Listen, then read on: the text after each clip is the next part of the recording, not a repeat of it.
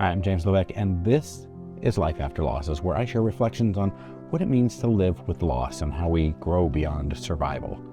Now, this is entry 270, the problem with always being the strong one. Now, if you're someone who gets praised for your strength, this one might make you feel a little uncomfortable. So let's talk about what happens when resilience becomes an identity and what it costs to always be a steady one. Yeah, I get called strong a lot. Resilient, grounded, steady. And depending on the day, I don't know whether to feel proud or exposed. And there are moments when someone says, I don't know how you do it. And I stand a little taller. Because yeah, I've survived things I never wanted to face. I've carried losses that could have flattened me. I've rebuilt more than once.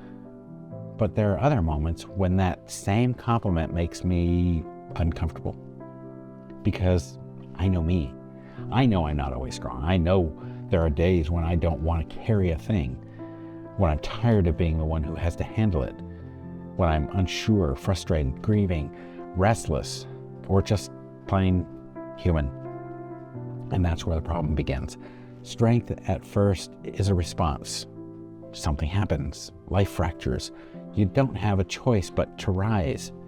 You show up, you endure, you adapt. That's resilience. But over time, something subtle shifts.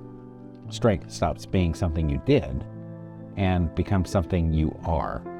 And once that happens, people start relating to you through that lens. They expect steadiness. They expect perspective. They expect you to have the answer. They expect you to bounce back. And here's the truth I hardly ever hear. When you're known as the strong one, it becomes harder to admit when you're not. Not because you're pretending, but because the role starts to stick. We reward strength in this culture. We praise it. We admire it. We post quotes about it. Hey, we even make cat posters about it. But what we rarely ask ourselves is what it costs. Strength can become a form of protection, a shield, a way to avoid being perceived as fragile, a way to maintain control, and a way to make other people comfortable with your pain. If you're strong, others don't have to worry about you. If you're strong, they don't have to sit in your uncertainty. If you're strong, the room stays stable. And if you've spent years being praised for this steadiness, you may not even realize when it turns into pressure. I've been living in this space more intensely these last few months than I have in years. And it takes a lot to push me to the point where that pressure can't be sustained. There's an exhaustion that comes from always being the one who holds it together, the one who explains, the one who processes, the one who models growth, the one who turns pain into wisdom. You get it, especially if you've ever been a parent. Sometimes I wonder whether my strength has made it harder for people to see when I'm still carrying something, because living well is not the same thing as being done. Functioning is not the same thing as being unaffected. Resilience is not the same thing as having no cracks. There are parts of me that feel proud of the life I've rebuilt. And there are parts of me that would like permission to not have it together. Both are true, both can be true. So here's where this gets a little uncomfortable. Strength is excellent at survival. It helps you endure. It helps you stabilize. It helps you move forward when you don't want to. But building a renewed purpose requires something different. Not just endurance, not just grit, not just pushing through. It requires curiosity. It requires desire.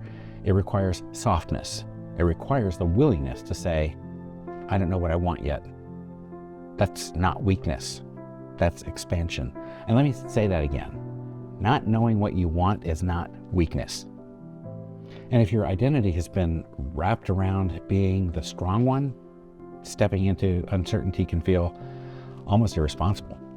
Like you're letting people down, like you're betraying the version of you they rely on. But maybe that's growth too.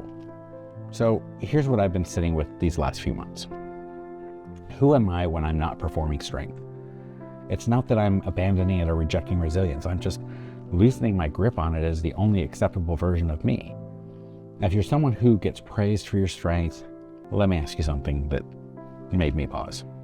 When was the last time you allowed yourself to be uncertain without immediately fixing something? When was the last time you admitted you were tired without turning it into a lesson? And when was the last time you let someone else hold space for you? Strength is not the enemy, but when it comes to your only identity, it can quietly become a cage. You're allowed to be resilient and unsure, capable and overwhelmed, grounded and still growing. Maybe renewed purpose isn't about becoming stronger. Maybe it's about becoming more whole. And wholeness includes the parts of you that don't want to be strong all the time. That might be worth considering, don't you think? Thanks for watching.